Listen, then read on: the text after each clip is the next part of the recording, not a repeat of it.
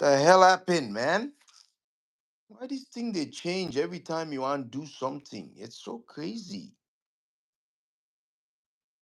Ah, you switch one something, everything switches.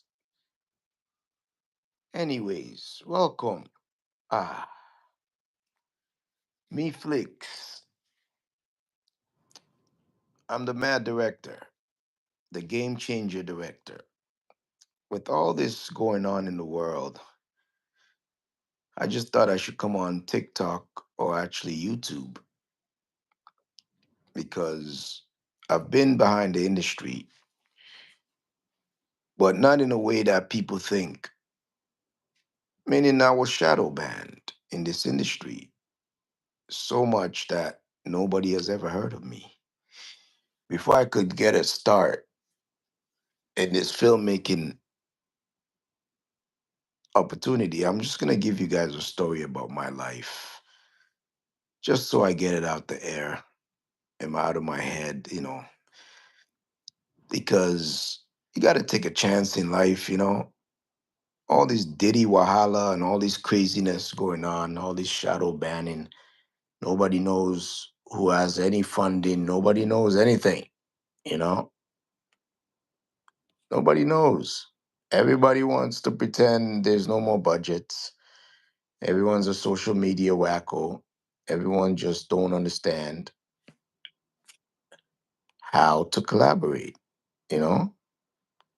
There's a real problem in the world. There's a real stagnation. Well, see, I'm a guy that doesn't focus on problems and all these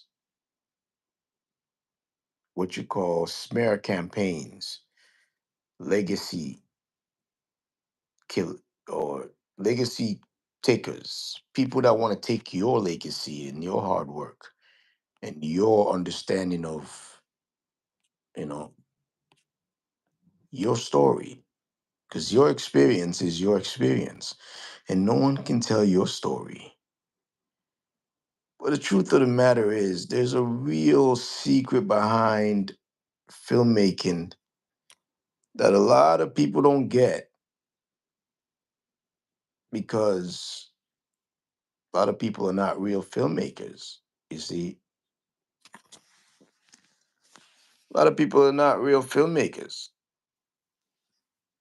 A lot of people are what you call, they're not even content makers. They're what you call people that just selfie makers. They have no idea what they're doing with this opportunity that we have on our hands. We have something like YouTube, which I'm streaming on right now live.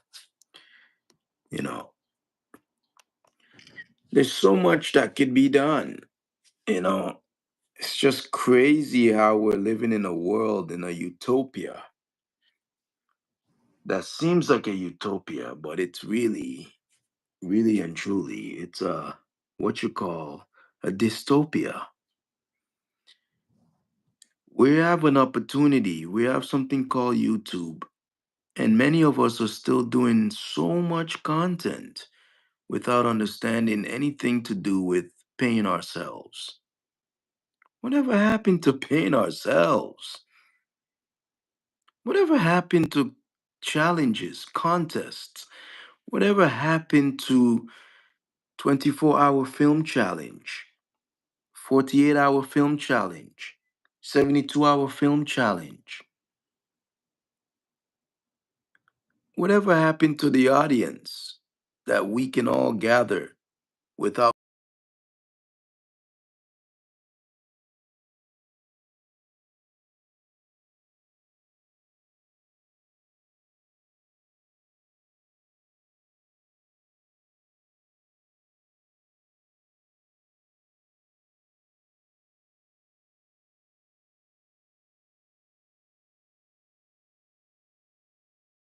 If you can hear me and everything's all right, because I'm one guy that the whole industry shadow bans before I can even get a start.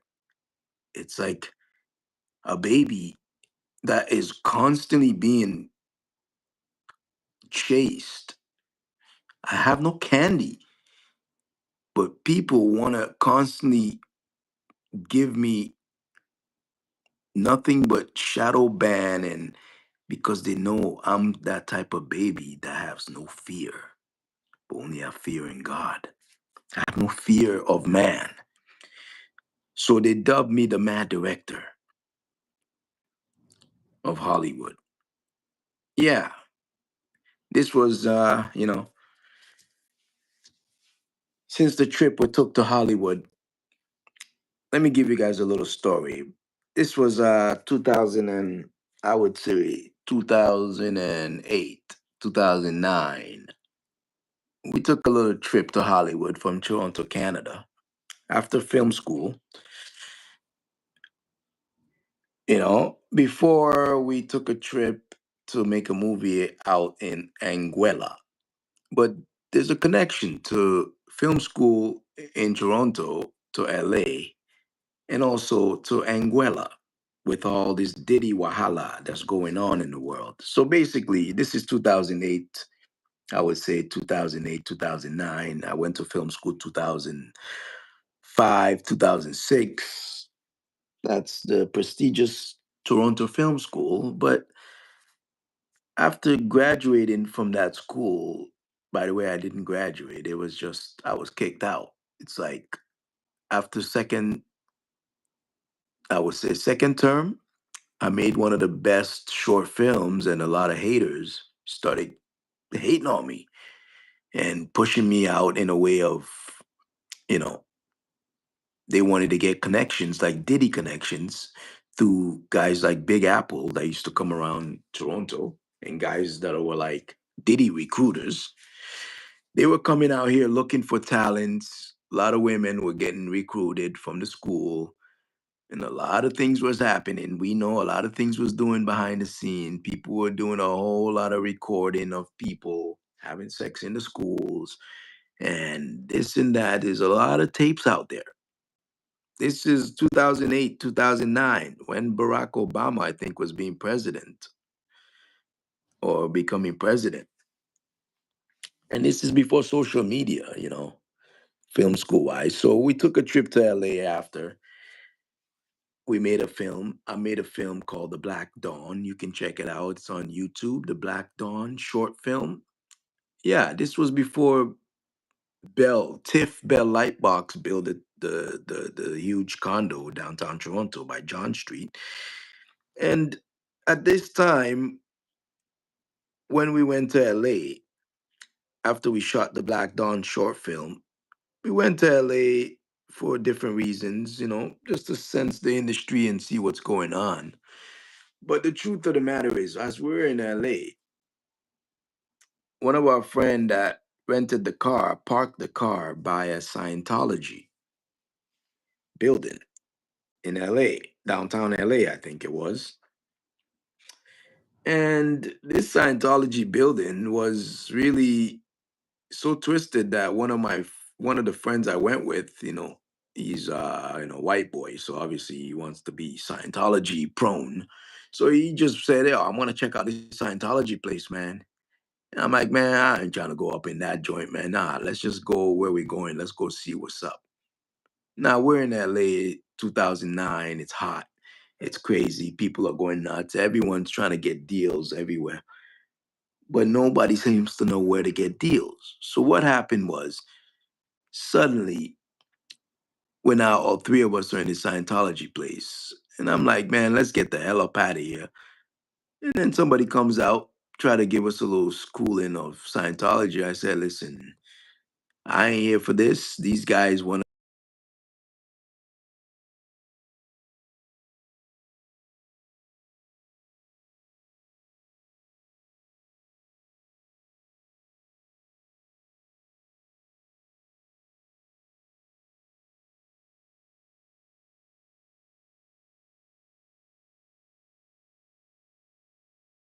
Yo, guys, our car is about to be towed. Like, we got to get the hell up out of here, man. Forget that distraction, Scientology crap. So we ran to the police officers in LA to say, "Listen, stop like trying to take our car away. We parked the right place." "Well, you guys don't know where you parked. Where you guys from?" So the police officers try to give us a little bit of a, it was like a playbook happening, like a training day or something, the movie, you know. So then I don't know where the car situation solved. The police officers like, okay, pay us $500, otherwise you're not getting your car. You're gonna get your car towed. We're like, oh shit, this is LA for real. This is Hollywood. Holy smokes, what the hell is going on? This is a scheme. So that's why we're like, nah, man. Let's take the car. The guy ended up paying the police officer 500. Took the car. We went back to Mendocino. But through going back to Mendocino was a trip to Vegas, right? Because we had to, drive all the way back uptown LA or whatever place Mendocino is. We took a trip to Vegas and we almost got chased down by a bunch of gangsters and a bunch of people going through the Mojave Desert. And there's a whole lot of craziness going on in terms of like, casino parties and people are getting drunk, they're getting fed so much alcohol. You know how you're drinking in the casino, Vegas, people are just pouring drinks in your cup. By the time you know it, some people are being led to rooms where they don't even know where they're going after taking a couple of drinks and gambling. And then I'm hearing rumors there's Diddy around, there's a lot of people, celebrities around. Oh, they're just around here partying for Vegas and blah blah. I said, and then suddenly I started saying, man, I'm not drinking no more. I don't know what's going on, but that drink that I drank last was a little strange. So I ain't gonna take a no more drink. I'm sipping on everything. Get more water. So we just decided to leave Vegas, and one of our guy was being chased because some hooker said that he didn't pay him. He didn't pay her. I mean, he didn't pay her for enough money. So he ended up saying, let's get the hell up out of here. This hooker said I didn't pay her enough, but she charged him like 600 and he paid her. And then she ended up saying, no, it's 900. She said, he's confused. And then she wouldn't let him go. She tried to call her boyfriends. She said she knew some Mexican guys. She called some guys and we ran back to LA and Mendocino. Basically, long story short, LA is a messed up place. I remember having some crazy illusions that I'm like, whoa, did this really happen or am I hallucinating? Like, this is really strange. So I drove around LA myself sometimes, take the car, seen things that I don't know if I seen it, but to me, it looked kind of like straight from the movies. So basically, long story short, we end up doing a little commercials in LA where it was very cool. We try to do something very special, but couldn't find any funding. Most people try to lead us towards a lot of you know buffoonery and stuff that we don't understand what's going on. We like, you know what? Forget this. Let's go back to Toronto, man. So that story being told, we never went back to LA. We realized, you know what? Forget it. Let's just make movies with our own money. Let's just, take a trip. And then we decided to go to Anguilla. Yeah, 2010, 2009, 10. After coming back from LA, we went to Anguilla. I took about six friends of mine, 6 to 7 friends. We went to Anguilla, filming Lovers and Strangers, a film about the industry being so shady, about how artists like us are lovers of art and creativity and trying to really be creative in telling stories. And there's strangers like guys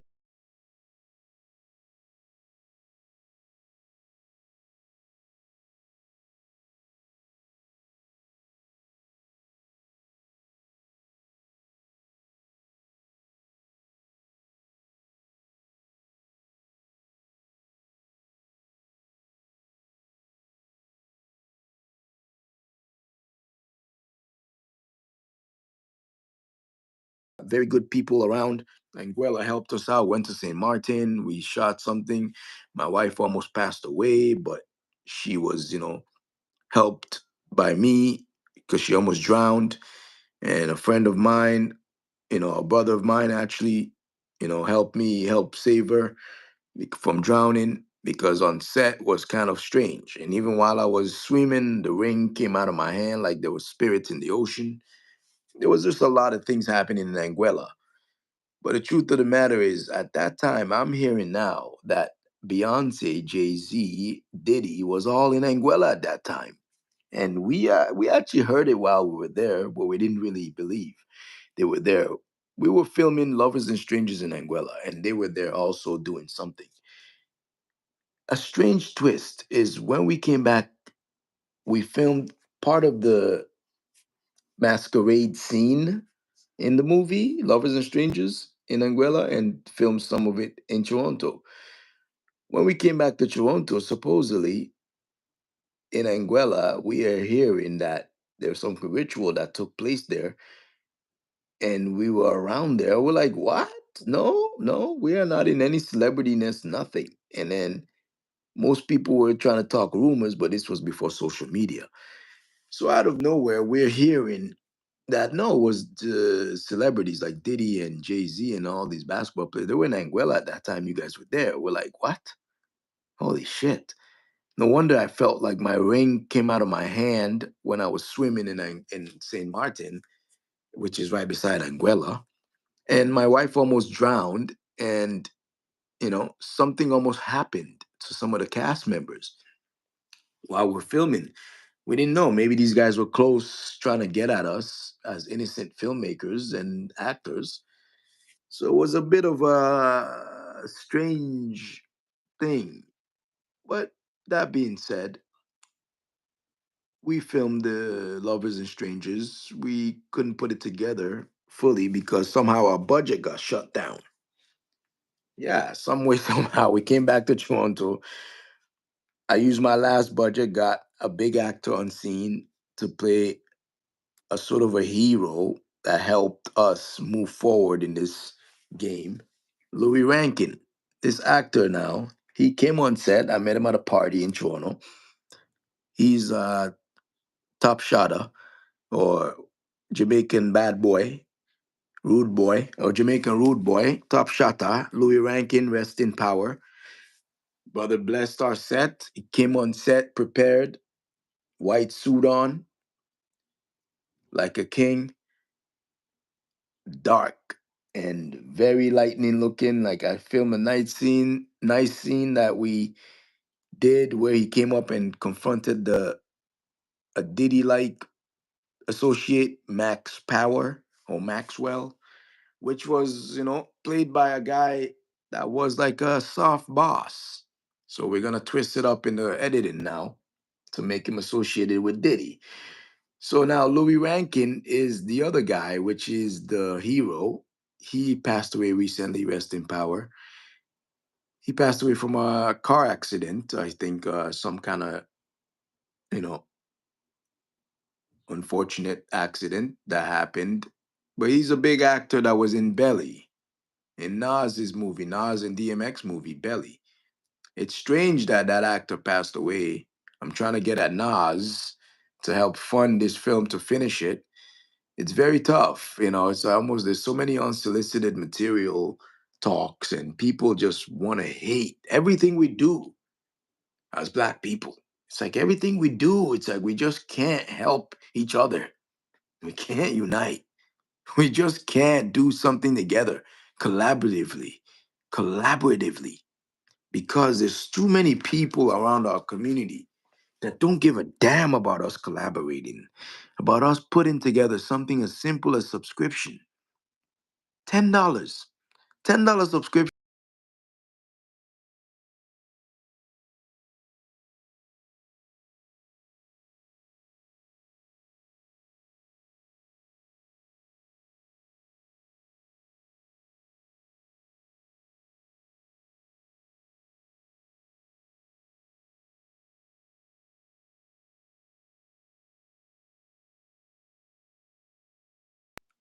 So my friend want to pay me. How can we pay each other? So YouTube, we're going to contact you guys. Please don't unsolicit us. Don't make us feel like we got to get these expensive attorneys that have no understanding of how to get a hold of them. We don't have no money to pay them. We just want to make a contest on YouTube. We don't need an app. We don't need anything else. We want YouTube to give us a special allowance. Me Flakes.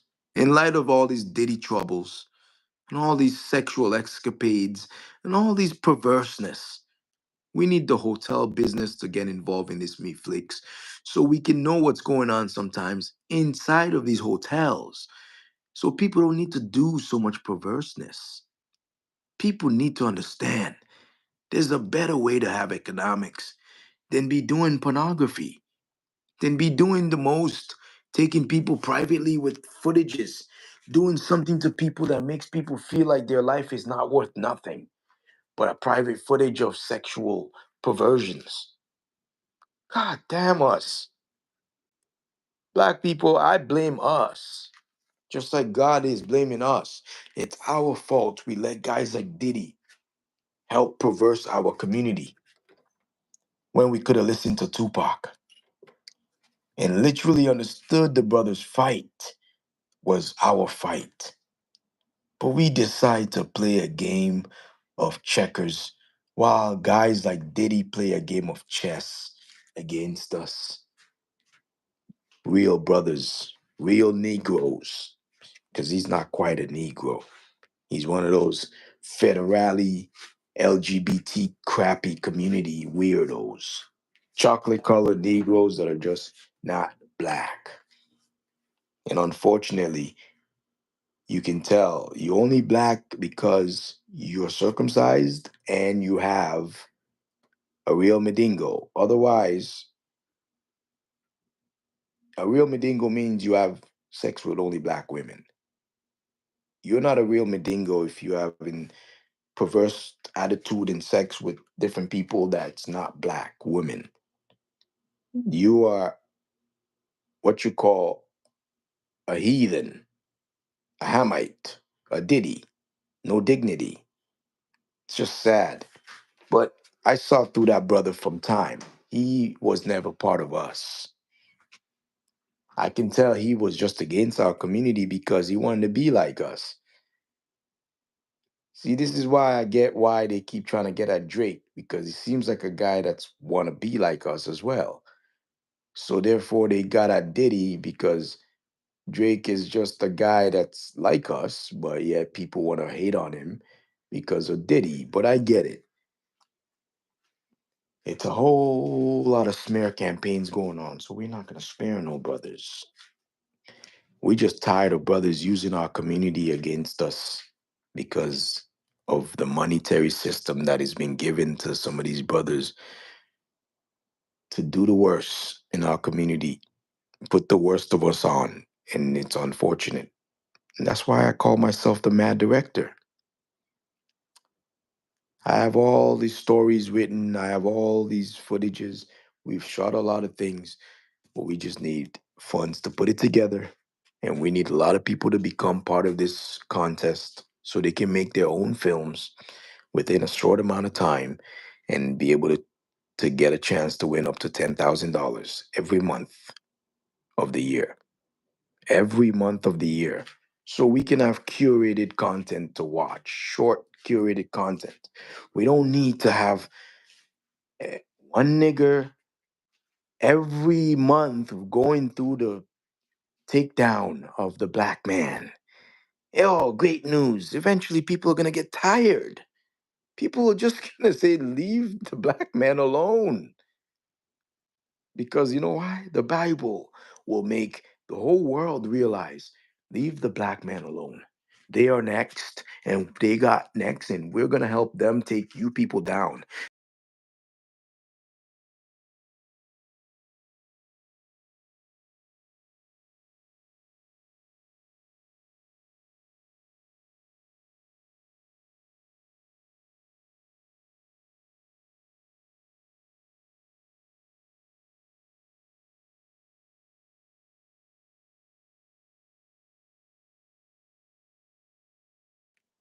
Everything around us to make sure that no asshole is accusing us. But unfortunately, they try to smear Diddy to make him seem like a weirdo So don't work with no black guys. We get the campaign that's set against us. We get it. We understand what you guys trying to do with your propaganda. We understand. But what we don't understand is how economically stupid people can be continuously, especially, I'm sorry, YouTube, you can be economically stupid. You know how? By being against black men. It's economically stupid. We can tell our own stories.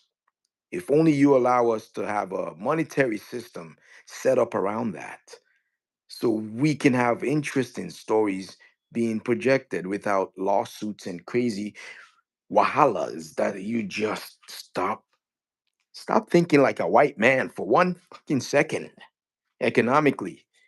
Because believe it or not, this economics you guys see here, fiat wise, is complete garbage compared to the understanding of wisdom and unique nature of economics that we possess. You guys see that. Michael Jackson beat Sony with a couple of one, two, three, couple songs, albums. Tupac beat the whole industry. A couple of curse words. Diddy beat the whole BS using sexual perversions. Y'all just don't get it. We don't care about your economical sense of creating all these things that you think you created. We just need y'all to stop thinking like the average blind white man, because the average white man is blind and they don't understand executive producing unless they have to do something perverse and sick. So the industry is sick and it needs to go. And I get it. YouTube thinks they're the replacer of Hollywood, but yet they're not trying to replace anything but just keep doing perverse content until it chokes YouTube. But this is what it's going to head to. Unless God intervenes and takes over YouTube, executives branch and completely turns it around investment wise. Because we're sick of this shit. Nobody want to hear nothing. Nobody want to executive produce anyone. We have content distribution on large, but yet they want to play games with our lives, telling us smear shit. This guy did this to all these women. Screw all these dumbass women with no understanding. They're not women. They're whores. And YouTube, you better careful. These whores are coming just like they took over Instagram. They're just gonna plague it all with pornographic Diddy tapes and Constant Harvey Weinsteins, Jeffrey Epstein's, all these bullshit steens. They all need to let go. We need to have real streams. And that's my goddamn 30 minutes. We don't need 40 minutes. We don't need 60 minutes. We just need real think tank YouTubers to get involved, subscribe, and make sure we find an attorney that is away from the norm, that can literally understand that we are tired. We don't need no more education. Just like one rock song said, we don't need no more education. We don't need no more crazy stupidity of content making. We're sick. We need healing. So all I can do in my powers that I have as a man in this world, 2025, is to pray that people that hear this content actually take a listen in on 30 minutes. It's only 30 minutes. Just listen, and maybe if you have help or you know somebody that has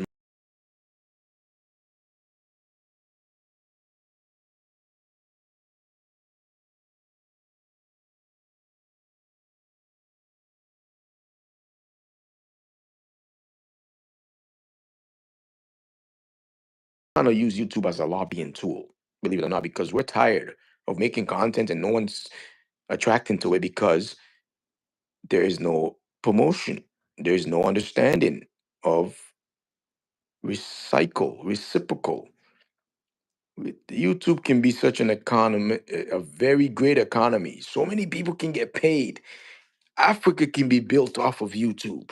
Believe me, just because Hollywood is dead, we need to understand how to keep the train turning, the train of goods and services and film works and this and that, the gravy train, because Hollywood was, in fact, the bottom of the train.